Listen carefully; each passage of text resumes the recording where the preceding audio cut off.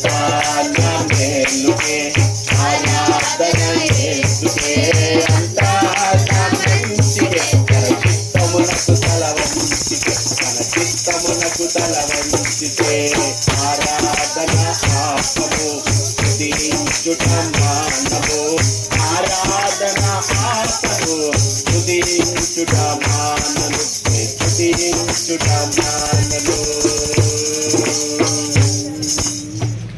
రెండు చేతులపై నేనెల్లప్పుడూ యెహోవాను సన్నుతించెదన్, నిత్యము ఆయన కీర్తి నా నోట నుండును. నేనెల్లప్పుడూ యెహోవాను సన్నుతించెదన్, నిత్యము ఆయన కీర్తి నా నోట నుండును.